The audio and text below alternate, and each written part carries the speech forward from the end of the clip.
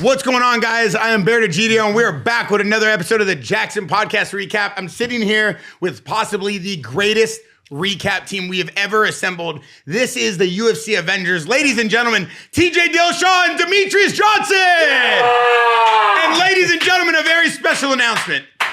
Not only has DJ been riding with us for years, but he is now the newly inducted Hall of Fame UFC athlete! Let's go. Let's go. I've been waiting. It should have been years ago. It should have been years ago. DJ, congratulations on becoming a Hall of Famer. We all knew you were already Hall of Fame quality, and I just want to make sure that everybody gives you the flowers you deserve. Possibly, I would say, without a doubt, undoubtedly, the greatest MMA fighter of all time. Top two. Thank you. Top two, and he's definitely not two. Hello. I wish you would have said he's probably number 2, but there's somebody above you, man. I appreciate it, guys. I appreciate TJ, what do you think? You think Mighty Mouse has got to be at least top 3 greatest MMA fighter of all time? Top 2. Top 2, but definitely not 2. 2. Yes! Top 2. All right, we're jumping right into this. The Terrence McKinney bloodbath. T-Rex was on fire. Last time he was here, he was telling us about a story where he took shrooms, went to Jupiter, got arrested, came back, and said, you know what, I need to get my life together. He was flying, and now he's flying through the rankings. I don't think it was shrooms, right? It wasn't when shrooms? Like OD'd? Yeah. No, you can't OD on shrooms. I think it was like shrooms. meth. Yeah. Meth. It was like something heavy. Yeah. Really? Yeah, Okay. like he died. T-Rex was on meth. He died. He was on. Yeah, he told the story in the pod. I thought it was shrooms. He died and then came back to life. Yeah. I don't think you can die on shrooms. He probably got so fucked up. He thought he died. He had a spiritual reset. He had a spiritual reset. I might have to FaceTime him in the middle of this, but let's jump right into this. I know you guys got a lot to say. You know, both of them fighting at the lightweight division, 155. Terrence McKinney looks like he's ready to do some damage this year. I'm excited for him. TJ, what did you see? He always comes out looking to do damage. He fights very aggressively. I love the way that he fights. This fight, he didn't get to even show as much as he wanted to. I mean, the kick didn't even land. It just knocked him off balance. And then he flurried with punches. The fight had to, even though there was no damage really done, the fight had to be stopped because the guy's not defending himself. Yep. Right? He just flirted him with punches. He's covering up. The ref's going to stop it. He has to stop it. He did his job. But if a guy's on top of you throwing punches like that, you make him grapple. Herb Dean. He's not obviously controlling you because he's punching. So you got to come in, grab that deep half guard or something to where he has to control the scramble rather than throwing punches and getting the fight stopped. Yep. Mighty Mouse, what do you think about T-Rex? What do you think about his career so far and who he is as a fighter? I think TJ hit everything correctly, right? He is a very, very aggressive fighter. I mean, you see most of his fights end in the first round, right? And like TJ said, none of these punches are actually landing, like doing significant damage, but he is blocking, but he's not defending himself. And TJ makes a great point when Terrence is throwing down those hammer fists. If the athlete would have came up and tried to force him to grapple, take him off his post, then he can't continue to hit him, right? So that's why, before we started the podcast, he was like, this fucking guy, he needs to do something. Yeah. Get up and wrestle, force him. Yeah. I mean, just kind of, unfortunately, just giving up. Yeah. Yeah. Okay, the next guy. With this fight, I wanted to talk about a few things real quick. First of all, we had Mansour out here. TJ, you had the opportunity to do a whole camp with these guys. I know that he was fighting against a guy who's been training with Alex Pierre and Glover Teixeira over there in Connecticut and Danbury. I mean, the relentless striking, 94 significant strikes, a 60% connection rate with 2 knockdowns. He threw 156 significant strikes, almost entirely on his feet. It seemed like he could not close the distance. I want to kick it off with you, Mighty Mouse. What did you see during this fight? I felt the guy in the purple. Mansour. Mansour. I'm gonna look at his name. It's like Malik. I'm gonna call him Malik. Malik. It just seemed like he just kept on circling. He was too scared to get across that distance and just get on his opponent. Obviously, he's way bigger. He did try to do a takedown, but how do you say the other gentleman's name? I was gonna ask the exact same I'm gonna say Bargori. Bargori just kept on getting back to his feet. And sometimes when you see somebody just trying to hold like the body lock and not try to, so he's trying to get up, but he's not putting his hooks in. Now he's putting his hooks in and just seatbelt and start dragging him down. You're able to force the athlete to start grappling instead of to stand up. Then if you grapple them and they stand up, then their neck becomes available. But I just felt Bangori was just too much on the feet, and Malik had a hard time crossing that distance just to get to him because he was a shorter athlete. Yeah, if you get someone on that body lock on the ground, you got to put weight on their hands, right? I like the body lock, and I like taking the back as well too, but obviously he got a little too high when he took the back. So instead, keep your hands locked and do what Khamzat does a lot of. He keeps that body lock. He keeps your weight on your hands so you can't stand back up. You have to do like a little quad pod where your butt comes up. When you do that, you keep breaking him down a little bit easier. Unfortunately, Mansour wasn't putting weight on his hands. Mansour was out here. We saw him training with Eric Nixick. We also saw Dynamite Dan Ige with him, Edmund Shabazi, and there was a huge crew here. And Malik Mansour looked like he was incredibly prepared for this fight. He is. Yeah, okay. So what happens in a fight like this? Did he not understand the distance? Did he not understand how to close distance? Did he not put it together as fast as you thought he would have? Because I think he's a phenomenal fighter. He is a very phenomenal fighter, and he's very athletic, and he's a great wrestler. He unfortunately let Belagari stay at his distance, right? He's the taller, longer fighter. I don't know if Mansour's pretty tall, so I don't know if he's fought anyone this tall yet. And he made the disservice to himself is staying at that distance and staying at the end of his jab, staying in front of him for that calf kick, rather than using his pressure. When you're the shorter guy and you're getting stuck with that jab, you got to use your head motion. You got to close distance with angles. I got to get outside his shoulders. I got to close distance, and I got to put the fight on him. Because it wasn't like Belgari was countering. He was very pinpoint with his offense. And you got to take that offense out of his hands. When you get him, seeing him backing up, he's not really throwing. So keep him backing up and cutting him off. You can't let him circle as well too. So I got to go forward. I got to move my head, and then I got to put punches together. He was throwing pop shots because he's so fast and so athletic. He wants to hit these punches from too far away when you need to throw 3, 4, 5 different punches, close the distance, and then use your wrestling. TJ, can you show me real quick, and then maybe Mighty Mouse, you can give me some input on this as well. How do you close the distance on a kickboxer, on a guy who's understanding the distance? If I'm Mansour, obviously I needed to be able to get in a lot faster and a lot more efficiently, right? Yeah. How do you close the distance? Can you show me that up here? First and foremost, I got to be using feints. I can't just close distance without my feints. We'll talk about this later, but Izzy is the best in the business of doing it. He's great at hitting feints, keeping you guessing on what I'm doing. So you're southpaw. Do they fight open stance? No, they don't. Well, he fights go close like stance. That. Thank you. Right, so here I can't just enter in here, especially if you're longer than me and this is your jab. You keep hitting me with that jab. Yep. I got to get my head off the tracks. This is a track. Yep. It keeps hitting me. Yep. So my head's got to come inside. It's got to go outside. I prefer outside as long as my hands are staying up. Okay. And I got to close my distance. So I'm feinting. I'm moving. Right. Maybe I'm flicking jab. I'm bringing my head in. Boom, boom, boom, boom. Hitting combos and then hitting my takedown. Rather than shooting from here. He was trying to do a knee tap a lot of times. He was too far away. It wasn't set up. And he's trying to throw one punch at a time. Right. So I gotta throw 3, 4, 5 punches. And if I want to get him to the ground, that's when I shoot, when I get him blocking and believing into my punches, if that makes sense. Yeah, 100%. Right, first and foremost, feints. Mighty, you're so good at kind of like hand control. Hand fighting is what you called it. And I saw you doing a training video with Arman. It looked incredible. Can you kind of show me real quick, how does that hand control allow you to close the distance? Well, for that gentleman's perspective, it would not be a good option because he's way longer. Because even when he has his hands so much further out than his, he still have 6 more inches to get to him. Okay. Right? So like if we're here and I'm trying to get to you, hold your hands up all the way. Out here, there's still much I had to get to, right? So by the time I here, I'm still at a position where I can get hit. Especially you're gonna back up when I'm coming forward, right? And I like what TJ says is that I like to get on the outside as long as my hand's up. That way nothing's gonna hurt me. But I try to get here and just try to hold here. And almost like how you see Arman versus Giorgio, how they're hand fighting, get here.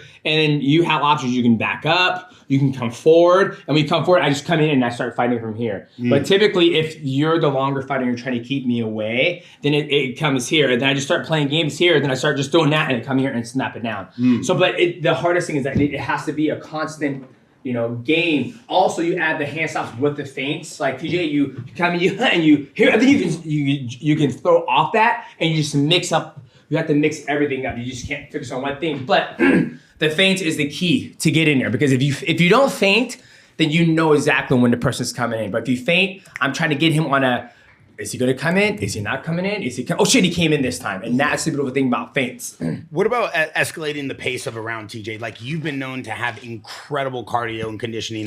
We were talking to Sam Calavita this weekend with Khamzat Chimaev and Khalil Roundtree and Arman training there. He still talks about you and the way that you're able to push the pace and control your breathing, control your body. This guy having significant strikes in round 1, in round 2, 44 significant strikes in round 1, 28 in round 2. By round 3, he was at 22. I mean, like, incredible striking, incredible efficiency. does that also wear down the fighter, or is that just keeping the fight? Like, what is the benefit of doing that? Of landing all those strikes? No, the benefit to the fighter as he's able to push the pace like that. Yeah, I mean, the reason why Mansoor got tired was because he wasn't in his tempo. He was playing the other guy's tempo. He's at the end of his range, right? So not only is it you being in great shape, but it's also dictating where the fight goes, how the fight plays out, using my feints to disrupt your rhythm. The more I disrupt your rhythm, the harder you are to breathe, right? And me controlling tempo, controlling pace, landing my combination is going to get you out of your game, ultimately make you more tired. That's why a lot of times you see strikers getting tired when they grapple, or vice versa. Grapplers getting tired when they have to strike because they're not used to it, right? So if you get a grappler out there and you can finish shots and keep him on his feet and keep him uncomfortable, the more uncomfortable you are, the more tired you're going to get. So it's about controlling where the fight goes and playing your dance. Like, I need to lead the dance. And the only way I'm going to lead the dance is by using my feints and my tempo. We saw another amazing UFC prospect in the making, and he's coming out of the Cub Swanson camp. Oh, so we're on to the next fight. We're on to the next fight. Cool. And basically, we saw a lot from this guy, from Julian Erosa and Leorion Douglas. Douglas trains out of Cub Swanson's camp here, Bloodline. And I know you've had relationships with Cub Swanson in the past. You guys were training together. It seems like he's putting together a lot of fighters here. You want to break it down for us? Yeah, Cub was even great. They didn't get to go to the corner, but I can hear Cub yelling all the right things at the right times. Like, he's telling Douglas to use his feints, and then he did. And telling him to use his jab, and then he used his jab, and he dropped the guy. So Cub's on point. He's training these guys very well. Douglas is going to be a problem for the weight division. He throws hard. He's got clean technique. His defense is tight, and he's finding the openings. He's going to be a real problem for this featherweight division. He controlled the entire fight. The calf kick wrecked Rosa's leg. Everything he was landing was there. He, like I said, he throws everything behind every punch. Look at those jabs he's landing. Takes him off his feet, like, and it's good. And just the chime on that, just look at that pressure he has. He's staying outside that distance. He's staying at the edge of it, right, where he knows he can pop him. He's way faster, and his feet are grounded. And right there, they get in a little exchange, and it's okay to get in an exchange, right? As long as you're landing the better shots and you're more in a position where you're able to receive the shots he's giving you. It's a perfect example is when TJ fought Renan Barao the second time, and you just fucking went into got in his ass a whole entire time, and then you're pop, and he's hitting you, but it's not affecting you, right? And that's what you saw Douglas do, landing these power shots, and he's still in a position where he's able to land those big shots. And I was impressed by him. And I heard he was the LFA champion. So sometimes when you see these guys come from those regional scenes and they're successful at the regional scenes, and then when they get to this position, they fight a guy like Julian Rosa who's been in the UFC for quite some time, but Douglas probably had more success at the regional level than Julian Rosa is. So when you get those two guys fighting, you can see one outshine the other person. Is there something significant about his fighting style specifically for his division, TJ, that you think is going to make him so dangerous? Just how clean his technique looked, how he believed in himself, and how he's throwing everything behind his punches without getting out of position. Like, he's throwing like heavy shots, and he's not throwing them so hard that his feet aren't underneath him anymore. He's always in good position to throw a combo. He's not just throwing pop shots. He's throwing hard. He's following up. He's finding uppercuts. Rosa was trying to close the distance. He started getting that clinch, and then he's using that dirty boxing uppercuts. Like, he was ready no matter where the fight went. Obviously, the fights were going extremely fast, and we had an amazing card following the London card. So I was very excited because this card was phenomenal. 38-year-old Chiesa, a legend. You have to throw his name. You have to throw his age out there. Yeah, I think this is one of his last fights. I think he did officially retire. Yeah. This guy had an incredible UFC career. Top 10 contender multiple times. And I feel like he's been around for so long. He reminds me of like Cowboy Cerrone, like a guy that you just know is going to go in there and do the job. What did you guys think of the fight, Mighty? I mean, each time he gets your back, this is his specialty. Each time he gets somebody's back, it's pretty much curtains. Like, he always gets the back. He's got a strong squeeze, great grappling ability. He's from Washington State, on the other side of the mountain from me, which is Spokane, Washington. His coach, also a grappler. So once Michael Chiesa gets that body lock and he gets your back, it's just a matter of time until he's going to finish you. And I felt like Nico Price had right there, Nico Price stands out. That's the worst thing you can fucking do. Instead of just, this slam was that bad, but he's also in a scramble, and he tries to turn it into him. Go ahead. No, keep going. He tries to turn it into him instead of, like, sometimes, like, when you cause that slam, you're better off just like take 2 deep breaths. Okay, what's keeping me here? Let's figure out what's got me locked here. How can I get out of this? And right there, he's fighting the wrong hands, and he doesn't even fight the fucking top hand. TJ's just pissed right now. TJ just gives up. Just gives up. Wait, we gotta pause on that because that's a great point. That you guys are so critical when people are on the ground. TJ, you're so good at analyzing what people are doing wrong, especially when it comes to hand fighting. Can you walk us through what you saw he did wrong the minute it went to the ground? Well, so on his point, the spike was great. The way that he spiked him and created the distance. Okay. But the problem was he tried to get on top. Okay. And we're going to see that in the Izzy fight as well, too. But he tried to get on top rather than he spiked him and created space. Get your back flat to the mat. Yep. Right? As soon as you spike him, Chiesa. Against Chiesa. Yeah. As soon as he spiked him, he needed to get his back flat and scramble for position rather than just trying to get on top. Chiesa's too good at keeping the back. So he tried to scramble and get into his guard, but he's just gonna follow. Yep. And then as soon as he got the body triangle and went for the chokes, there really wasn't too much of a time for him to fight the hands because Chiesa does a really good job with like that gable grip where he puts the shoulder behind the hand or the elbow behind the shoulder blade, and his hands are way back here.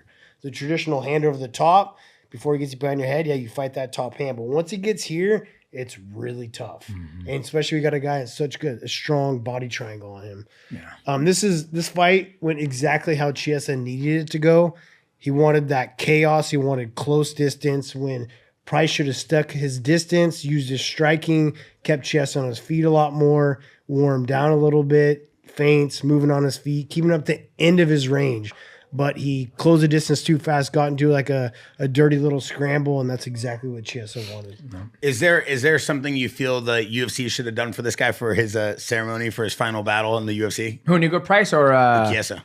Chiesa, I think they did a good job. You know, they gave him the opportunity to fight somebody in his hometown, and he went out on a W, where a lot of guys sometimes don't get to go out on a W. Yeah. And I thought it went well, and yeah, I think they did a good job with sending him off in retirement very well. Did you enjoy the video they put together for you? Yeah, it was cute. It was nice. It was cute? Nice. I mean, it was great. It was great. It was amazing. Because I saw you cry at the one championship one. This one I didn't see you cry. Well, I gave a speech. There's a difference. Okay. I sat there and watched the video of me doing what I did, but when I got in one championship, I got up there, got in the mic, and I don't like doing speeches. I don't like writing my speech. I just like to let it flow. Yeah. So who knows? When I do the UFC Hall of Fame, I might write a speech. That way I'm like, all right, ladies and gentlemen, I'm not gonna cry like a bitch this time. No.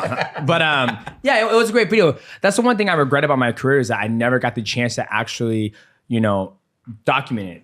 Right? Like I didn't pay for a videographer. I didn't pay, for a dietitian. You're so good at content. You're the best MMA content creator besides us. But that's also because now I'm retired and I have a team around me. But he's got the time to do it. When he was champion, he's focused on being a champion. Wait, hold on, time out. You're actually one of the best MMA content creators too with us with the stuff you do. How did you not do it when you were fighting? Because we're fucking busy fighting. I was too focused on winning. Right? Like I wasn't focused on like trying. That makes sense. That makes sense. World champs can do what world champs. No, I wish I would have as well. I wish I would have done a better job of promoting myself when I was coming up, but I was like so nervous about the fight and me being prepared and getting in there and leaving no stone unturned that I was too focused on, I was so focused on the training that it didn't give me time to hire a videographer. I mean, I'm sitting here with two of possibly the greatest fighters that UFC's ever seen, without a doubt. And both of you guys have like the same work ethic. I just see it just with the stuff you guys do with us. Always on time, always prepared, always ready, never complain. And you guys are in positions where you don't need to do this. So it obviously shows who you guys are. And if there was a representation of what a fighter should be, it's definitely you guys. So thank you. Props to both of you. Thank you. What was more impactful for you, though? One championship or the UFC induction and retirement? I think they hit different on different levels, right? One championship, getting inducted into that, I felt like they really appreciated my skill set, my values, how I carried myself as a fighter, and they gave me the opportunity to go over there and make some real, I feel like, professional athlete money, and then be able to have the opportunity to do the mixed rules fight. If I wanted to do jiu-jitsu, they would let me do jiu-jitsu. If I wanted to do Muay Thai, they would let me do Muay Thai. So I felt like they really cared about like what I brought to the table. And then obviously with the UFC, it's where I built my name, my career, my title defenses. To see, from 2010 all the way to 2018, that's a long time under organization. And to be able to see those videos of me fighting and then me so young with no beard, it was awesome. It's got to be a more emotional the first time though, right? Of course. You're being inducted to the Hall of Fame. It's a big stage. They did really well by you. Like that's got to be more emotional. Absolutely. But without the UFC, like I don't know if you have that. I agree 1,000%. Right? So I agree. I think the UFC one probably holds heavier weight, but when it happens for the first time, it's like, oh shit, this is a big deal. Yeah, absolutely. What belt felt better to win? Your first UFC belt or your first one championship belt? Probably the one championship World Grand Prix. No way. Because growing up, that's all I watched. Because when me and him were growing up in Pride, fucking 18, Pride Critical Countdown, fight twice in one night. It's a tournament. You know who you're going to fight, right? Oh, so the Grand Prix effect made you feel like you were accomplishing more. It was something I saw growing up because That's cool. Growing up, there was no 155, there was no 145, 135. It was 155, and then eventually it got rid of 155 and went 170, and then eventually they ushered in the lightweight division. So growing up, I watched mostly Pride just because it was, fucking dope over there. The Henan Barao or the Cody No Love belt? Which belt was I can answer that. It was the Brow fight. Really? Yeah, it was the Brow fight. Yeah, dude, I was 8-1 underdog. I had never even been on a main card, let alone a main event. I had never been on a pay-per-view Mighty event. was going to go the other way. I was too. Mighty was taking the under. When you guys see it, when you guys first, he goes, yeah! that one was just raw emotion, but my life changed completely after beating Barao. You know, like I was on the Ultimate Fighter contract. I was fighting for a world title for $18,000. Right? I got to rip that contract. What? Up.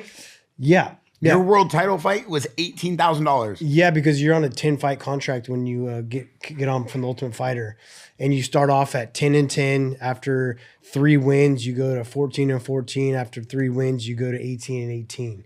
So Jesus. I was getting paid 18 to show, 18 to win against the best pound for pound fighter in the world, and I shocked the world.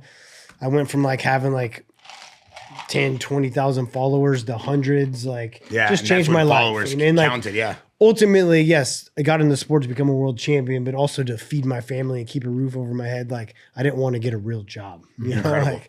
Before we go on the Graasso fight and Barber, Macy, we are watching a live sparring session right now with Khamzat Chimaev in the camp with the Real Hunter and his team, Youssef and Ansar.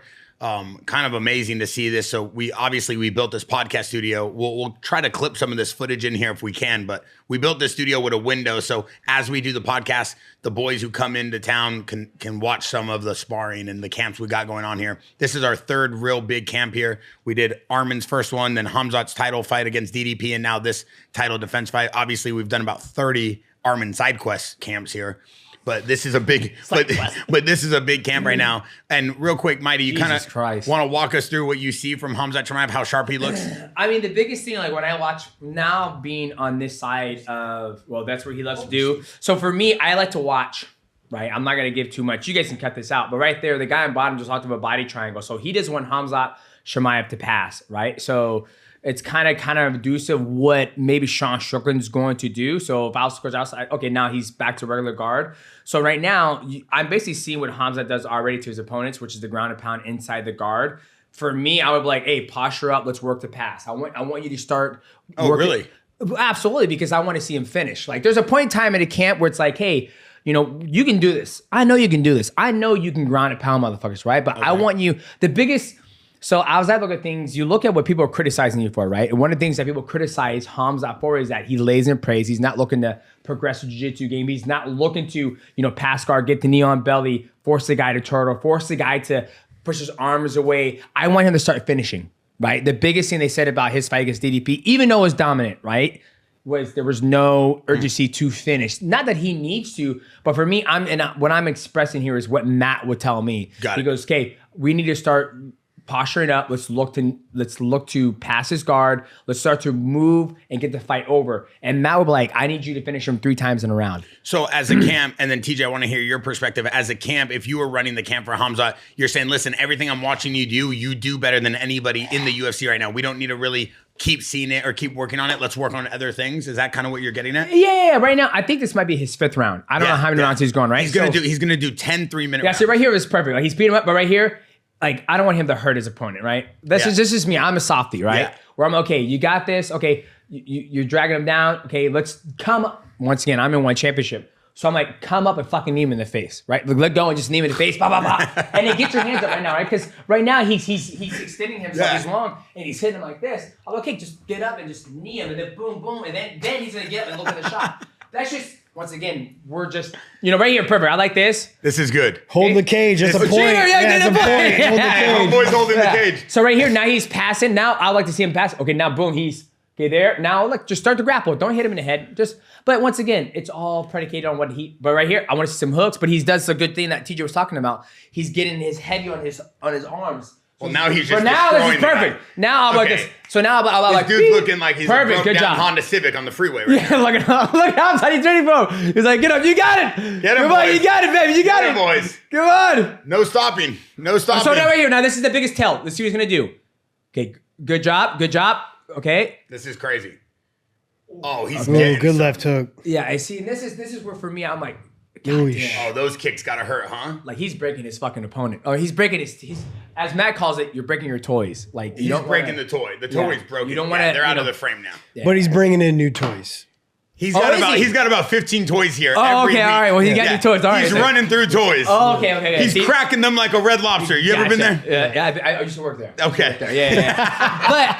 but for me, when I'm watching it, Red Lobster. But when I'm watching it, for me, it's like you don't like. I always think about like all my training partners worked a 9-to-5 job. Okay. So for me to break them, it just wasn't built to me because they can't go to work a fucking black eye. He's flying in 10 dudes a week. Yeah. Now. So you walked in here, saw many bodies. Also, the sport's in a different place now too. That is true. You got aspiring, meaning that when he was fighting and bringing partners in, guys are working 9-to-5 jobs. Now there's fighters that are solely focused on just becoming a world champion and following Khamzat's tutelage of what he does to win a title like him. That's a great point. We see he has a huge camp here of guys that he's literally bringing up. And for those of you that don't see, like the Jaxxon Behind the Brand shows not only TJ doing a lot of technique, Mighty Mouse breaking things down, the team here, but like what we do here is we have the #1 men's jewelry brand. We're trying to use this brand to help fighters and help camps. Like we do all this to help hopefully build our brand. And I always get the new. He always gets the new. Mighty, we got you covered. I see you with the iced out. I got the iced one, yeah, but I never get the new watches, guys. We'll get you dialed in. But just for the point, it's like we have a full camp going on here, and we have 10 dudes here full time with Khamzat, and you see guys like Yusuf who just won, Ansar who has a fight coming, Real Hunter who's doing amazing. Like Khamzat does a lot for his camp. He has all of his fighters training at full speed, and they're all going to become, I feel, world champions in the next couple of years. He has an amazing group of guys. I mean, dude, his ground and pound is insane right now. He's relentless. This dude has unlimited cardio ever since he started training with Sam Calvita. TJ, I know you were big on that, helping me get Arman there, helping me get Khamzat there, building these camps here. We're gonna hop into this fight right here with Graasso, but as we talk about that, TJ, it's just not only the endless cardio because he's always worked his ass off. He's a guy that works too much, actually. Really? Because even when I came down here and I seen like he was going like 6-7 days a week. Yeah, for the first camp, you were the first one to bring that up. And so then he started working with Sam. And what Sam does, he's going to push you to an extreme, but he's going to make sure that you recover the right way. Like he's not going to continue to dig you into a ground. He's going to make sure that you feel good throughout your camp. Even though you're working hard, like we're doing active recovery. You got to have your rest days. You got to be able to peak. And if you keep like world champions want to work, they want to be better than their opponents. So they're going to do whatever they can to be better than that guy. So they're going to work too hard. Sam will pull the reins back and be like, all right, you're not recovering right. Your heart rate variability is through the roof. Like you need to slow it down a little bit. You need to, you need to let your body rest so that we can really get what you really need out of this fight. 100%. You're great at pointing things out like that. Here we have the Graasso fight. She's coming in at number 3 in the rankings. We have Barber, number 5 in the rankings. We see Graasso open up with a lot of leg kicks. Obviously, she's knows how to fight. She's a very skilled fighter. So is Macy. But what did we see from this, Mighty? So I was there live. One thing Graasso does in all her fights is she stays in this nice tight shell the whole entire time. Even when she fought Valentina Shevchenko, and that's why Shevchenko was able to take her down all the time and stay in her guard.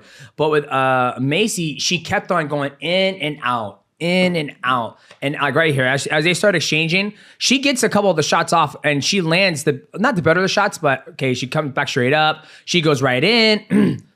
Better just play a little bit. Here we go. Okay, she pulls her head out when she throws her strike. But right here, she goes bop, bop. So we didn't see that part. But when so first off, it's Southpaw versus Orthodox, right? And she's not circling outside of not the whole fight. Actually, yeah. Most of the fight was closed stance. Close stance. Only the last 10 seconds she switches to Southpaw and knocks her out. Gotcha. Yeah, so she's Southpaw now. Yeah, she's Southpaw. So now it's Southpaw versus Southpaw. Where they're mirrored, right? Yeah. So you're right. Yeah. So they're mirrored. So Macy just kept throwing these wild punches, and she would back straight the fuck out. Back straight out every single time. Right? She's pulling herself out. Now it's mirrored, but they're both Southpaw. Boom, boom. And then her left hand caught in there. And then I just felt Macy, when you fight somebody who's like this, and they're so locked the fuck in, you don't want to have that boxing exchange with them. You want to throw kicks, throw body kicks, throw inside kick, just do something. Feints. There was no feints in there, right? A lot of people, this is one thing I would say, I talked to Volkanovski about this, is that the footwork IQ in today's age of mixed martial arts is not what it used to be in the earlier stage. In a bad way or good way? In a bad way. It hasn't kept up, right? Like, when TJ was fighting, he's in Southpaw. He knows when he switches to Southpaw and this person's in Orthodox, TJ has a fucking long list of like, hey, these are my options and these are my weapons that I can hit him with and he can hit me with. Then if I switch to Orthodox and he's Orthodox, these are what's available. If he switches to Southpaw, these are what's available. And that's the same thing for my boat too. When I go Southpaw, I'm like, hey, and depending on how TJ reorganized his footwork, I'm like, hey, this is what's available. You don't see that nowadays, right? So Macy, she probably didn't realize right here, she opens up and then whack. And her blocking's like this. It just doesn't, she got, I don't know what happened to her, but she got dropped and knocked out and choked at the same time. Yeah.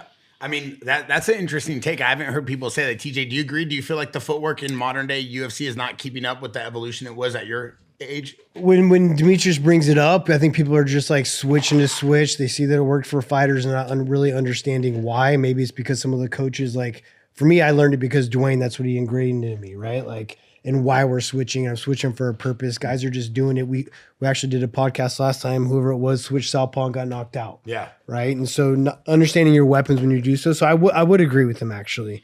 I would agree. Guys are just doing things to do it rather than understanding why.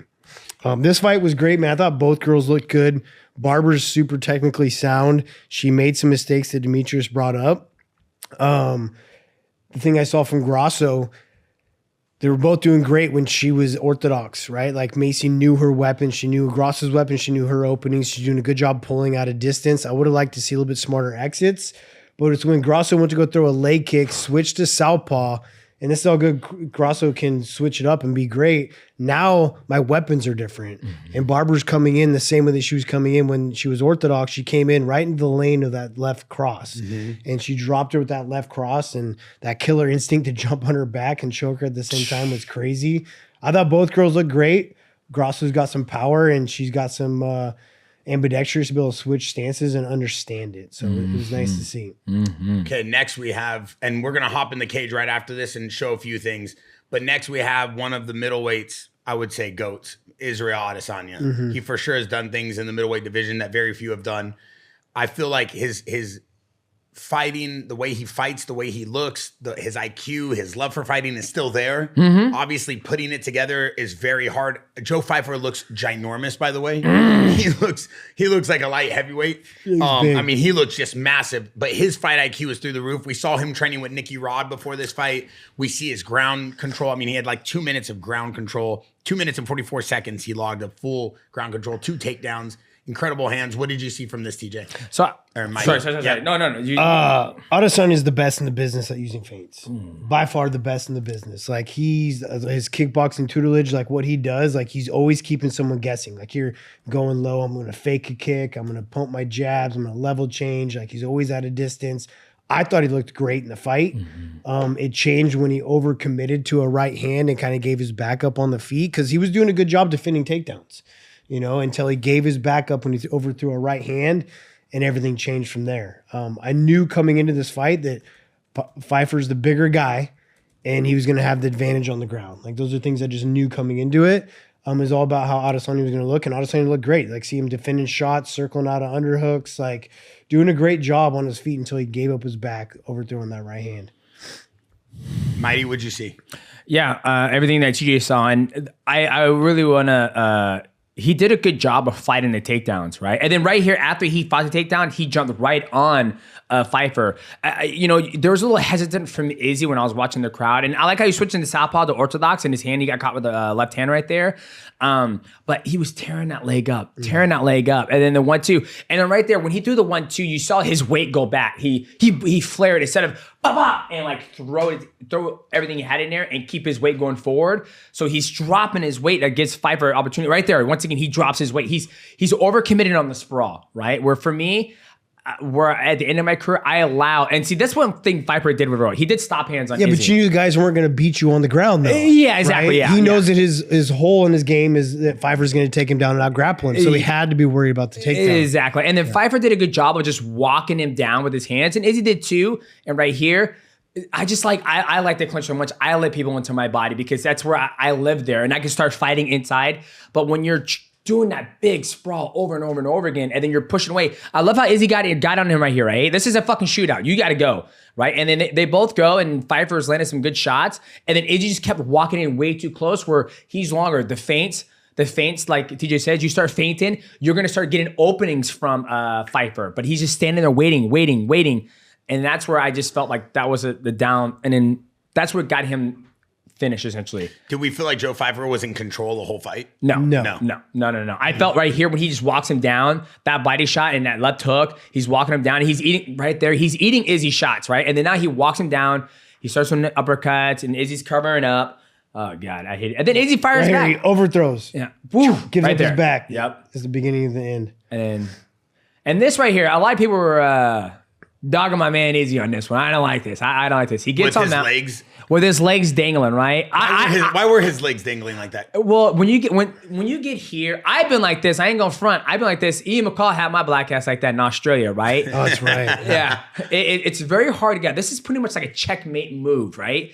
We'll show this in the cage how to get out of this, but you have to eat a couple shots in order to get out of this. Meaning you have to turn to one hip, push both hands on one knee to get it down, to get half guard, and then you got to go deep half guard and start doing things. But one thing that people don't realize is Izzy broke his nose in this fight, and so when Joe Pyfer had his back, and if you ever had your nose broken, I haven't, but I've heard from other people, like if you blow, everything up here just fills up. You can't see, and so Izzy when he was on his back, he couldn't really see what's going on. And then once I knew I was in attendance, to my right, you had all the beat, you had Nicky Ra, you had a lot of grapplers. So I knew I was like, oh shit, okay, Joe Pyfer, when he gets to the ground, he's gonna be able to work, pass guard, looking to get the fight finish. And he was able to do it, so congrats to Joe Pyfer.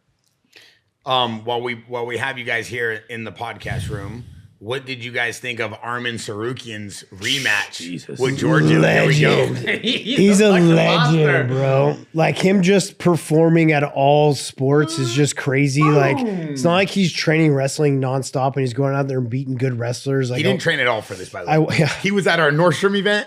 I was telling Mighty this at breakfast. He was at our Nordstrom event for Santo Studio. Then he was training.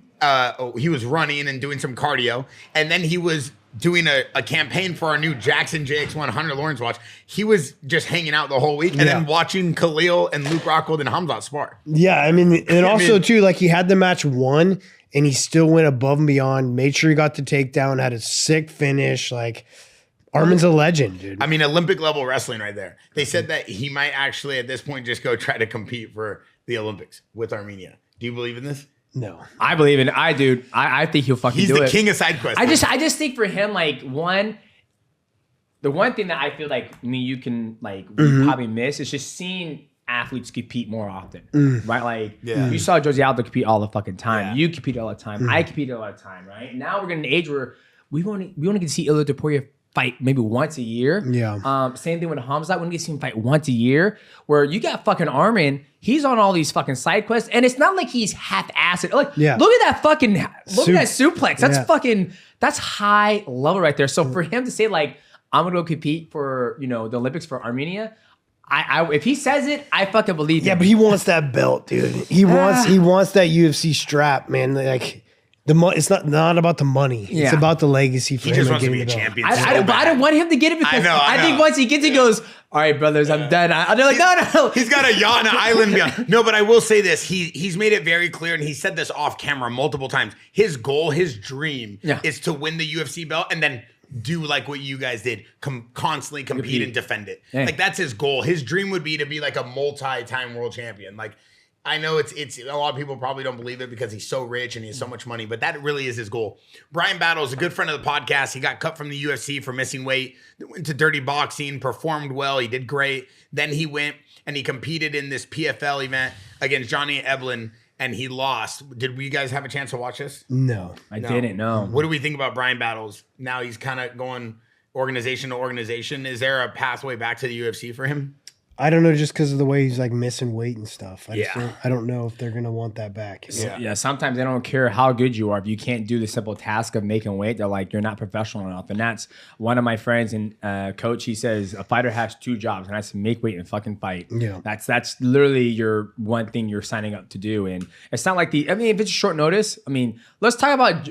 I love how Yoel Romero's physique just changed from dirty boxing to fucking this. Yeah. Like that. Well, was, let's bring that up. So Yeah. what Mighty's talking about is Romero fought in a bare knuckle fight against Vagabov in Russia. John Jones was in attendance. They said a lot of people were very curious as to how this guy got the decision. I don't know if you guys watched the fight, but it looked like Romero knocked him down one time and then the guy kind of called a timeout. Did you see that? I think I might have saw him call a timeout. I don't know what it was. It looked like he was calling a timeout, but talk about Romero's physique real quick, Mighty. Right now he's always looked fucking shredded. But when he came in, I'm not gonna lie, when I saw him like the weights, I'm like, is this a different weight class or did he lose a little weight? He looked fucking shredded. And you know what? He's always had that physique, but it's changed. Like when he did dirty boxing to this, maybe he didn't train for dirty boxing. Maybe he trained for this, but his physique looked definitely different. He reminds me of like a prime Alistar Overeem. His physique is just so massive and so large. Let's fucking talk about that. I love how Alistar, when he came out, he was all fucking jacked. He goes, it's horse meat. And I'm like, this motherfucker on horse meat, okay. And then he comes out. Everyone's buying horse meat. Horse meat. It's like, I'm not getting bigger. And then he comes out recently. I saw the interview. He was like, everybody was on it. Like I was on what everybody else was on. That's what I saw. And I was like, guys who get bigger like that, it's like I watch Alistar Overeem in fucking Pride, and I love him. Like, okay, Alistar Overeem versus Brock Lesnar is the pinnacle of the heavyweight division. Right now, what do we feel about the heavyweight division? We're going to talk about this later, but you guys have any opinions currently on the heavyweight division of the UFC? It's the weakest it's been in a while. yeah. You can make a name for yourself pretty fast. Yeah. Gable Stevenson, when he gets there, he's gonna make noise. Big time. Will Gable Stevenson be a UFC world champion? You know what? I would say yes. I think so too. Because I feel the skill level of the heavyweights is not what it is at flyweight, bantamweight, featherweight, shit, even lightweight, right? Yeah. It's not the same. You can have a guy who has, a lot of power and just connect and be able to put you out, right? So, and to see how great his other skills have gotten in such a fast time. Mm-hmm. Like he's training, he's active as well too. He's doing all these promotions, like he's staying active. He's going to do RAF. Like there's another guy who might be signing to RAF, and he is a Chechnyan legend. He's probably the scariest dude in the UFC. He's a world champion, and he is going to blow RAF away. Are we watching him spar right now? I'm not allowed to talk about him at all. I'm not allowed to give any information on this, but I am hearing through the grapevine that this guy is signing a multi-million-dollar per fight deal. Does he train at Jaxxon? Jaxxon and Santos Studio. Okay. Oh, wow. Yeah, Jaxxon Media House and Santos Studio. Okay. He has camps here, but I'm not allowed to say the guy's name. Obviously, I don't want to get anybody in trouble, Yeah. Man, I wonder who that is. Yeah. I don't know, but it's going to be, when you find out the name, you're going to be like, oh, I could have told you that. You know what I mean? Shout out to Raph for putting these events on, right? Yeah. Like at one point I was like, I've never done any freestyle. I still don't know the rules, right? Like, so I was watching, I'm like, okay, why did he get a point? Why did he not? But for them to be able to like kind of like recreate the machine that the UFC did is like taking the talent, like one, shout out to UFC for allowing the athletes to do that, right? Because if they didn't do, imagine if we never had Arman versus Giorgio, if we never had Henry Cejudo versus Dylan Dennis. Yeah, Kobe versus Dylan Dennis. I would not tune in, right? Yeah. I love wrestling, but not to that extent of like, I love my favorite athletes. So when they start grappling, competing, I'm fucking watching. Is it one of those things that UFC is going to try to acquire RAF one day? They should, because this could be potentially the next WWE, especially with Eric Bischoff behind it, Chael Sonnen. Anything Chael Sonnen gets behind, you better put money on that. It's going to explode. That guy is the voice of MMA. Dylan Dennis versus Arman Tsarukyan is going to be one of the biggest fights. He's going to fucking, Dylan's going to win? No. Oh. So I was going to, Arman's going to fuck him up, but you're talking about the hype. Like, the hype. Arman's going to fucking destroy him. Arman's going to destroy. I love Dylan Dennis. I think he obviously doesn't get along with Luke Rockhold, or else he'd be here training with us. But he's got a big mouth and he likes to talk and cause hype. Him versus Arman Tsarukyan and Raf is going to be Are you legendary. the only guy that likes Dylan Dennis? No, I think he's just funny. It's Arman versus Dylan Dennis in hype. And then it's Raf, Colby versus Arman in Wow. Okay, that's a good break. That's a good. Okay, so it's hype fighting is doing the jiu-jitsu stuff with Arman versus Dylan. Yeah, and that's the one that Arman just went and destroyed. Yeah, they tried to get me fucking to do that. Well, no, the flyer. I texted you the flyer. Yeah. So there was a flyer going around of it was Mighty Mouse versus Makaev. Makaev. Yeah. And then I hit up Mighty Mouse. I'm like, you're coming back? And then there was another flyer, and it was like Luke Rockhold versus Chael Sonnen. I'm like, all right, this account's just putting out hoax flyers, but the flyers had like 200,000 likes. Yeah. Now what they're doing is they're gonna have Dylan Dennis versus Arman Tsarukyan, then Arman's gonna come back and do a third RAF against Colby Covington. This is gonna be an incredible year. This is why we need side quests. Yeah. And I tried to book TJ, by the way. This is true. Yeah, you did. I tried to get TJ Dillashaw, and we were gonna give him someone easy like Dylan Dennis or Yoel Romero. Easy. Yeah. No, that's that. I thought it would have been insane, bro. You have Olympic level pedigree wrestling. No, Olympic. Yeah, no. I've heard from multiple people that your wrestling was tough. I mean, I was an okay wrestler. All right, so give him Bo Nickel. Well, let's see what happens. Bo Nickel would destroy me. Yeah. Really? Yeah, easy. The thing Bo Nickel's one of the greatest collegiate wrestlers. You only have one arm. Who do you want? Exactly. Who do you want? You want Dylan Dennis? I want you. No, that's come on, Dylan. Yeah, he wants you. I'm in camp right now. You know that. I have 6 weeks. Yeah. Wait, you want Dylan Dennis? That'd be easy for you. Wrestling? Yeah, that'd be easy. Yeah. All right, we're going to hop in the cage real quick. We're going to go talk to Khamzat and the boys. And don't forget, guys, if you want to see all the behind the scenes of the training and the rest of the camps here, check out the Jaxxon Behind the Brand show. All right, we got the entire Boers camp here. I got half of Chechnya in the building. And then I got Swedish House Mafia. Alon, that's Khamzat's jiu-jitsu coach. I got Bernardo, our Brazilian Guaraná right here. And we just have a little mix. We have a good mix. We have this ginger. Where are you from? Brooklyn, brother. Brooklyn, okay. Let's go, champ. Very unique. Look at this. Keith Jardine in the house. Oh, nothing but legends today. Keith Jardine. Look at the crew back Swedish there. Jardine. Look at that monster crew. And then we also have two of the greatest to ever fight in the cage. Can't ever forget about the little guys, you know? We got, look at that, Swedish John Gotti. Look at the Swedish John Gotti. Hey. They call him Big Money Raf. All he does is make big money. Big money, bro. Big money. He's outside working on a big deal. Khamzat's looking good. No, I'm good, Khamzat. No sparring today. Don't worry about it. We'll do it later. Uh-oh. Sparring today. No sparring.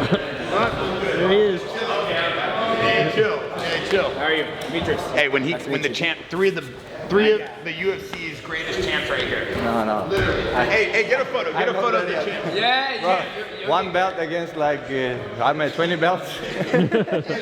17? No, 15. 15, sorry. And you have 5.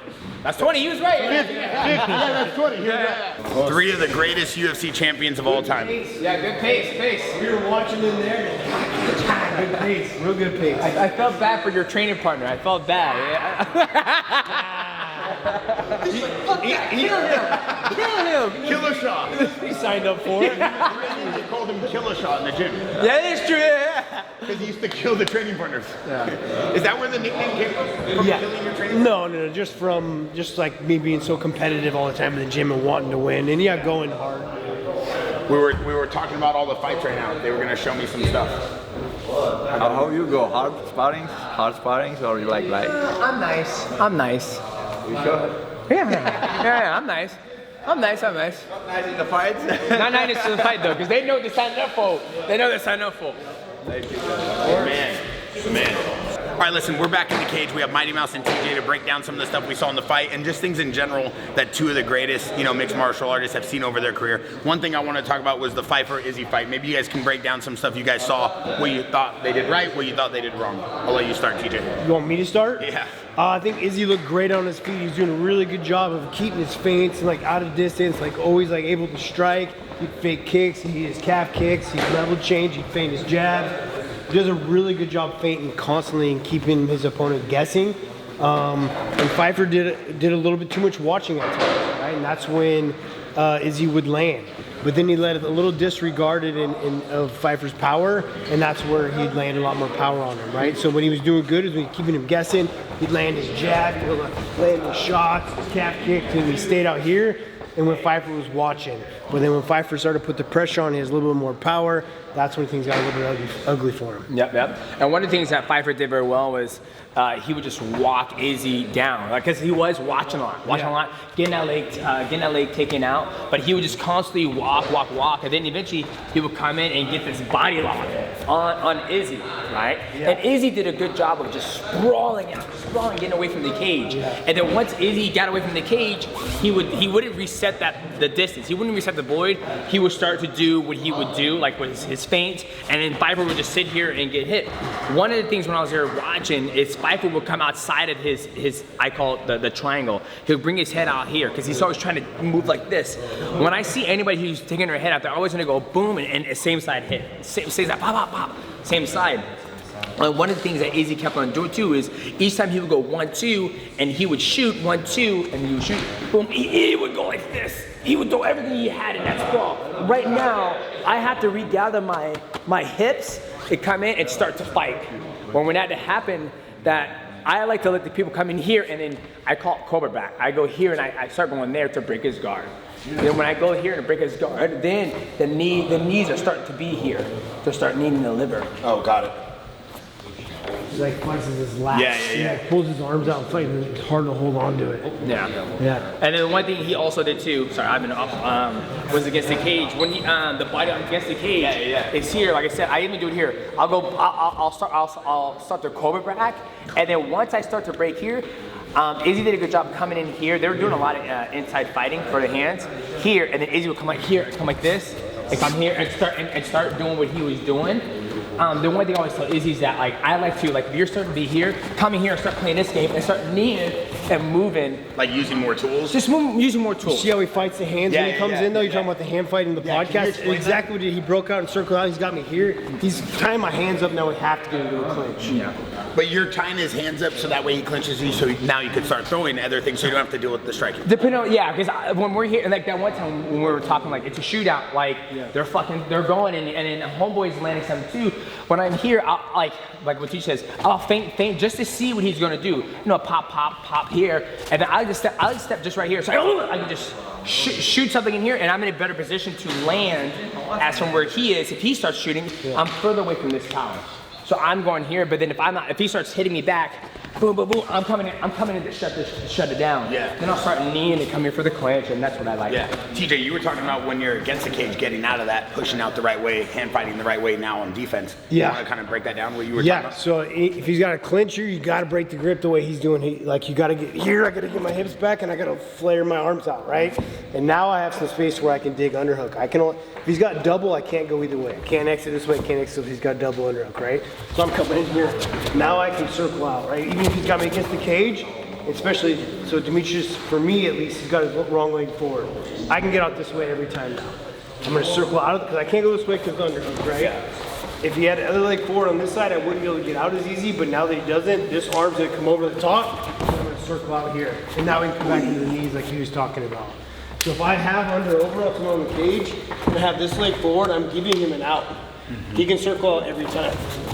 Right? Because you didn't block him with this. Yeah, but if I block with my body weight now, my body's blocking it from going this way. Okay. My underhook's blocking it from going this way. Now I can play the game where I'm gonna pull him in and go body lock, shrug forward, and You're like, he's so light. You're using this to control his body so that way he can't escape. Yeah, look, this is the door. Yeah. This door's shut on this side, I'm blocking him. And if I'm like this door's wide open. Yep. He can get out every time. Yep. Even if he doesn't circle out, even if he just circles that way, right? Yep. So I gotta come here. Yeah, I gotta cut him off here. He's doing a good job of using his weight against my chest. I can't go that way because his head's also blocking me here, and this is also locking me. So he's got me locked in this position where I can't go anything. And he also has all my weight is on his shoulder, where my feet are light on the ground. And he's able, I feel like I'm light on my feet because he's pressing me against the cage. Got it. You guys both have insane footwork. What he would do is drop his arm down and get his chest and shoulder in my chest. Down. Yes. Now we're. Are you moving this shoulder down? Give me back up again. Yeah. Give me back up. So when he's air, I have to get him myself down. I have to, otherwise I'm too light. So I would use this right here to pop and get lower. And then now we're both in the same position. Well, not in the same position, but now I have to fight him here and then fight for this arm. But because you're using this shoulder to kind of move him? Because look, I want to be. He wants to be here, and I have to go here. Right? That's beating him to it, yeah. Well, not beat him to it. He beat me here. He got here. I have to. If I don't respond, that's why that's why I said before. Like he has a very high IQ in fighting. So that's where you're fighting not just his body and everything else, but you're fighting his IQ and his technique. So I would have to shut and get down here. Now he's either going to respond a certain way, then I'll have to respond a different way as well. Yeah. Yeah. The real Hunter's looking good. Hey, you look good. You ready for your fight? Of course. He's been training twice a day. This guy's a monster. He doesn't turn off, and that's his brother. But that is the worst question you can ask a fighter. It is. Are you ready for your fight? He's like, no. Yeah. I'm not fucking ready. Any more technique? Yeah. This is his brother, the real Hunter's brother. Man, I was actually gonna bring this up earlier. It's like, man, he looks just like his brother. Also, Bicengar's brother. Look like Yusuf too. Yeah. He was Also his brother. Yeah, Yusuf. Yusuf is your brother? Friend, How you guys are all brothers? my brother. Oh, friend brother. Gotcha. He was in Yusuf's corner this weekend for A1. Ah, nice. Yeah, good win. Nice. Yeah. Good. Awesome. Let me ask for one thing. Yes. I like your knockout, how it is boom and with knee. Show me something like this. I like work like this. I do my body, the show body, I change every time. Yeah. So it's all petty. I mean, it's so much, right? And it's like you have to, when you get to that high level, you want them to open up. You want to see them. Yeah, I work like this. Right, you have to, right? So when I'm here and I'm doing this, and Adrian, he likes to check hook, right? So if you show something, he does. I'm gonna show something. You check hook. I show. Then I can hit him, right? Granted, so I always work to this side. I always work to this side because I want him to throw this because that's always gonna be available, right? So I always move around. I should go here, boom. Then my stance is here. That I can go knee if I want, and here. And I always fight all on that side. So it's okay. And he's also gaining ground when he's doing it, right? So maybe you push, and he's also coming in. Yeah, I'm always moving. Not fast like you. Yeah, you get yeah. Every time I use body kicks and I show body and boom boom. You know? Yep, it's perfect. Show this one for body. I like to change. You know? Yeah. Always change, and sometimes I like to do, I'll go here, boom, here, then I'll go here, and then if he starts grabbing my hands, and I'll go here, boom. Yeah. And then boom, and then boom. So always just looking. What's the best way? Can you show him what's the best way, and just so we can also get Best a way for what? context to lowering, kind of like your elevation and switching in and out of stances, like bouncing around. You have to, TJ, can I mean, kind of break that down for us. Me? Yeah, both of you. TJ does it very well too with feints. He'll feint, boom, up with that uppercut, and then you southpaw. Now I'm gaining the distance, but it's all. It all starts with the foundation of footwork, right? Yeah. Like if he's orthodox and I'm orthodox, then I know if I go this way, I have to go wide because I want to draw this out. Boom, I have to go wide. If I go too tight, I'm running right into that, right? But if I go wide, then I'm further away from that. But if I go here to the right, I can go tight because I want this. I like that exchange, me personally, right? 100%. Yeah, but it's always just watching your opponent. You might get somebody who doesn't move. Then you have to hit them super hard to get them to move. My opponent is not good moves, you know, or not fast like your opponent. You know? Yeah. My opponent is like this, you know. Yeah, I prefer that. I prefer that too. Because it gives me more setups, right? A guy that moves like him, And like Dominic Cruz, it's hard for me to set my shit up. But if he's gonna put his feet in the ground, now my feints work. Yeah. Now it's like, I'm here, right? I can get outside his shoulders. I'm over here. I can get my sprint cross. I come back. Right now I have motion because he's there. He's like a punching bag. Yeah. Right? But a guy that moves is a moving target so much harder. I like a guy that stays in the ground. Stay still. Yeah. Thank you so much. Hi. Nice to meet you. Nice to meet you. Legend. Oh, thank you.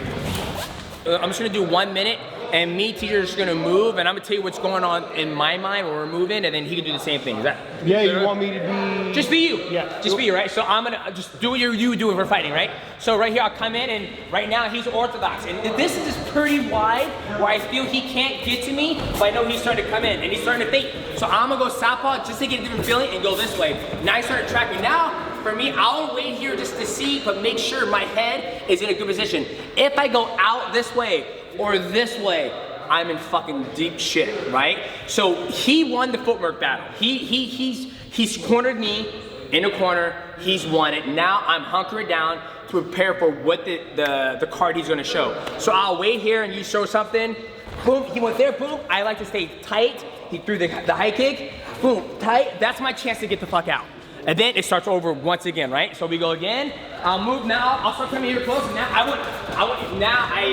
won the hand exchange and got him here. Now I'm here kneeing him. Because TJ moves so damn good that, like he said prior to this, if I try to match that movement, it's gonna take a lot of energy. I might make a mistake. I might get fucking slipped up. And so when he starts doing all that movement, I have to just wait here, like, okay, he's moving so much.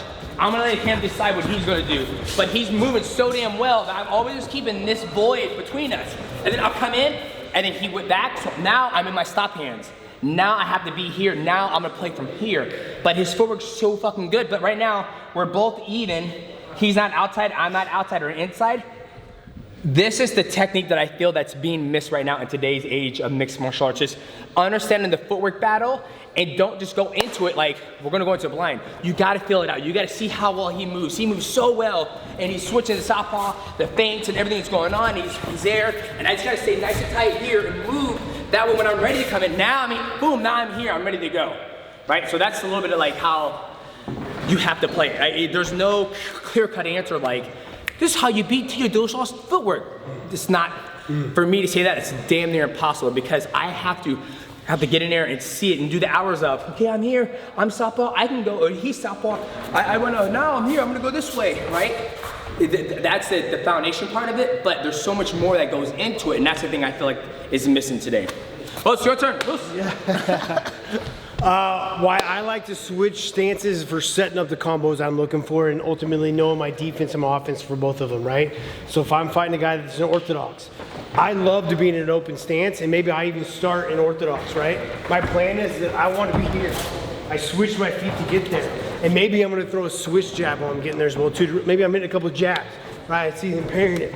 But now I'm going to hit my switch jab. Now I'm outside here. I got my hooks. I got my body. I can come back up. I can bring a head kick. My power is now lined up because when I switch my stance, look, I'm outside of his shoulders.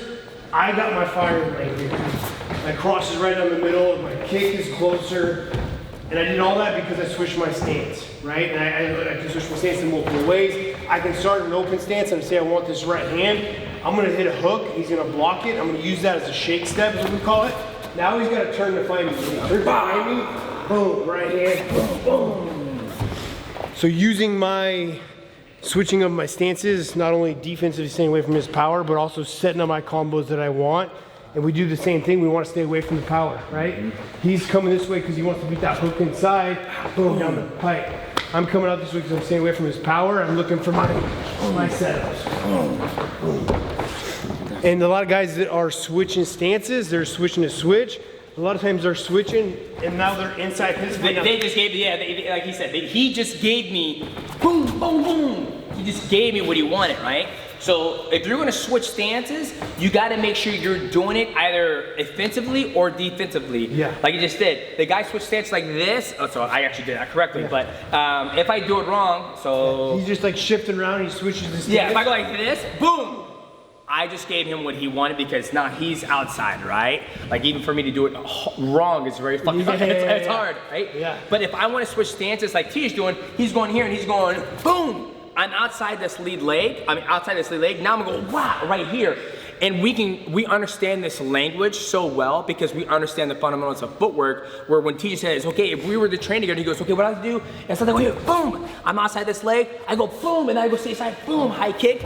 Because we understand that language where people don't understand footwork language. Yeah. They're like, so you want me to go here and go like this, and then go here. They'll be off balance. Their hips aren't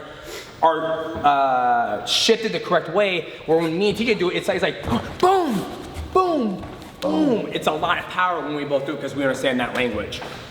And just reps. Yep. Doing the exact same combos in both stances. If I'm gonna do like just hands and forks, I'm going 1, 2 all the way down. Like I'm gonna do it in orthodox, right? Then I'll go backwards. Right? I'll do the same thing southpaw, to where everything is the same. Right? So now when I'm switching my stance, like if I'm out here to switch out and come back, right? I can go back to southpaw and rolling. All that adds up. You just remember this, ladies and gentlemen, Dana White robbed you guys of this beautiful super fight. All you had to do was play $1,000,000. This shit would have happened. It would have been fun as fuck. If you guys, we're gonna wrap up this podcast real quick. Yeah. But if you guys were to fight at the height of your career, now I know you guys aren't fighting now. Now we're on one big happy family team. Shout out to Jaxxon Santos Studio. And we're all sharing a camp, so definitely we wouldn't be fighting each other. But if you guys were to fight, you know how good he is at switch stance. You know how fast he is with his hands. You know what he could have done. What weight class, first of all, would you have fought at? It would have to have been, I mean, we've seen the mistake that I made. It would have had to have been at 35s, and he knew that from the get-go. Yeah. Okay, so say it was at 135. How would you have fought him? Fuck. It would go hard because his footwork's so good. He's strong as fuck. His wrestling's really good. It would have to be a long drawn out. I would have to try to wear him down and try to fight him in the clinch. But the thing is, if I get in the clinch, I'm dealing with all his body lock. I'm dealing with him sidestepping and just dragging me to the ground, using that leg drag that he's done before on certain people, and just ground upon me. Well, we know you guys are both at the height of your game too, Yep. so you both know each other's strengths and weaknesses, but there had to be something that you knew you could catch him on. Yeah, so the thing that we would try to catch him with is his footwork, right? We like to play to people's strengths because he's comfortable going here and moving and the feints. So we would have to wait until he would and do this, and then try to jump on him and shut everything down. When it comes to the clinch, start looking for those subtle knees where they're comfortable, like we did with him with Cejudo. Subtle knees to throw things a certain way, because when you try to match speed with speed, it's a fire. It's like a Western shootout. Bam, bam, bam, bam, bam, right? I probably didn't have the power to drop him. He probably had the power to drop me. And I don't take my chances in that, right? So I would have tried to keep it nice and close and tight, where I can know when I'm here, I can be blind and understand what's going on. I know what's going on here the whole entire time, right? I know that. But that's a big fucking risk that I'm willing to take, then play this fucking game with TJ. When he's out here and he's moving like this, that's too much, that's way too much fucking risk I'm willing to take. So me, I'm gonna get in that, I'm gonna get right here with him. And TJ, what about you? That's good. What about you? I would have known that, like, what he does right now, he's like a blind man with his hands. He can feel so well on how I'm moving me, right? Like, him closing the distance, there's no one better in the clinch. Like, how good he is in the clinch, how well he can find those small little knees and those openings. I definitely would have tried to pay attention to that, because you've seen it happen time and time again in a lot of his fights. I would have tried to chop his legs out from underneath. Oh, God. Just because he moves so well. And he's got this hop, right? So I would have tried to time his hop. He's got really good hop. He's moving back and forth. He's in and out all the time. I would have tried to time that, and then just use volume and angles, and really just try. I'd probably really try to chop his legs out. I wouldn't say he's like a real big counter fighter. He's more of an offensive guy because he's very cerebral, and he's always setting someone up. He's always finding the openings. He's seeing your timing. He would, like I said, he'd throw a kick on the clinch, he'd block. That's his exit.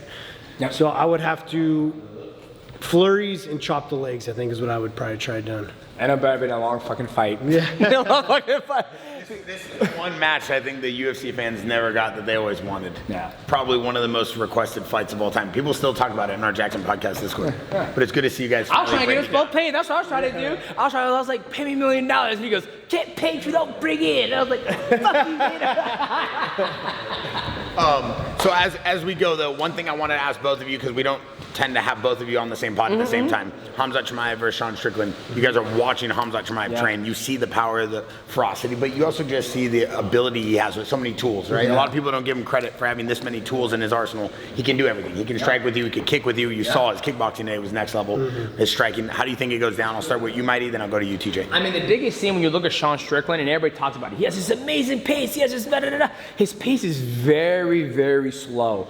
He's not explosive. He's very here, and he goes here, and it makes sense. All he does is spar. Yeah. That's pretty much his training. He just spars, and he goes here, and he just, pop, he throws a jab. Oh, he's southpaw. Yeah, he's orthodox. He's orthodox. Yeah. Sometimes I feel like he's southpaw, but he goes like this. He throws that jab, and then if you come forward, he stays nice and here, and then he'll throw his jab and move. But that's all he's gonna do. That's all I thought he's gonna do. Yeah. He doesn't shoot. Yeah. He doesn't clinch. Yeah. It's pretty. He's going to throw a jab, he's going to throw a push kick. That's it. A jab and push kick is what he's going to throw. He's a volume guy. He's not going to knock you out. I'm hoping, I'm imagine he is, but Khamzat's really trained to counter that jab. Yep. And what Strickland does do a good job of, which is not I wouldn't do it, but what he does is he parries a lot. He uses his arms really well. Out here, yes. Right, but I want him to, for me, if I was fighting him, I would set those traps up. I want him to start doing that. You've seen Pereira do it, right? Like Pereira was like jabbing the chest, getting under, jabbing the chest, and you're getting him to pull his hands away from his face because he does it every time. Yep. And what I would do, I'd either jab the chest and come up with a hook right hand, or I would jab the chest, come over the top with the right hand and look for my shots. Me personally, I would look for my right hand, I'd come over with the left, I'd looking for body locks, I'd switch my stance up on him.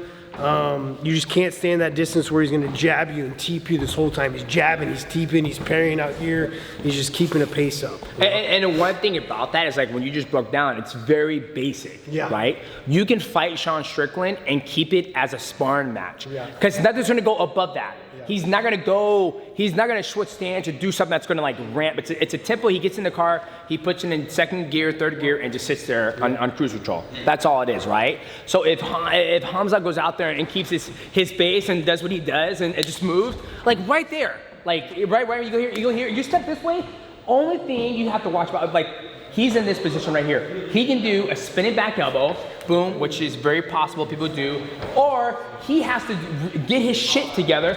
And he comes back in front. He has to get his shit together and turn and face me, right? And so he does that. All Khamzat has to do is say here, and then boom. And that's what Khamzat's so good at.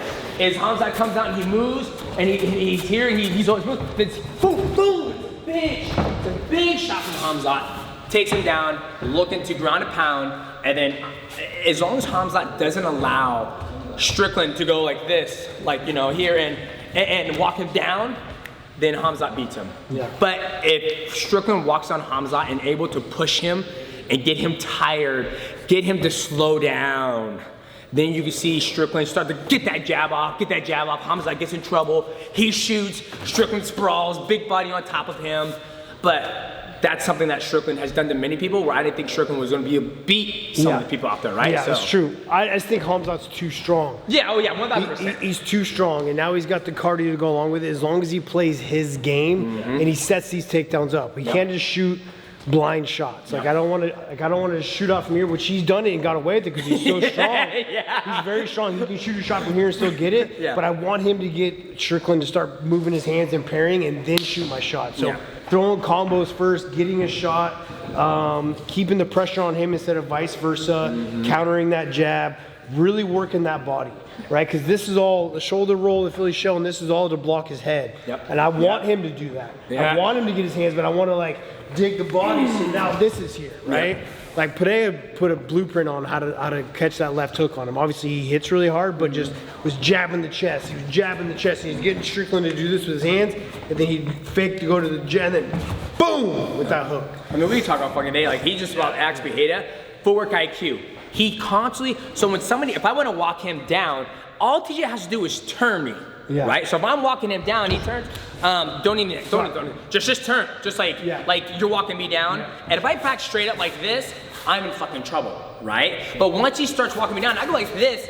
It takes and then Strickland doesn't cut off. He's a follower, right? True. He follows you. You can walk him like a fucking dog. Come on, Strickland, come on. So when you're like this, if I back straight up, Strickland's gonna win. But once I turn like this, he's gonna turn, right? And that's what Pieta did, like TJ said. Pieta would go here and go boom, and he would turn him and go boom, and him with that leg kick, and then he went boom and come with there with the right hand. So I mean, there's so many ways to fucking skin this cat. Well, similar to the guy that Alex and Glover trained that just beat Mansoor. The way he was able to keep the distance and kind of just play his game, it never seemed like he took the intensity to a new level. He was able to just kind of stick to his game. Yeah. He didn't have to. Yeah. What before we wrap up, what could have Mansoor done in live personnel that you could show me to kind of close that distance and get off? But see, he's so fucking long too. The guy he fought is so much longer, right? You gotta have like that Tyson head motion, right? You gotta have that Tyson head motion. You gotta throw combos. So say, Does the Mike Tyson style of boxing and that footwork move in MMA? yeah, it would work. Yeah. I mean, but and the one thing he's saying, like that head style of Mike Tyson, once is like TJ just said it. What Sean Sugar, you guys probably missed it. Is that I'm gonna beat the body up, right? Because when you beat the body up, what falls from the body, the head will start to fall. Then you don't have to fucking reach super high.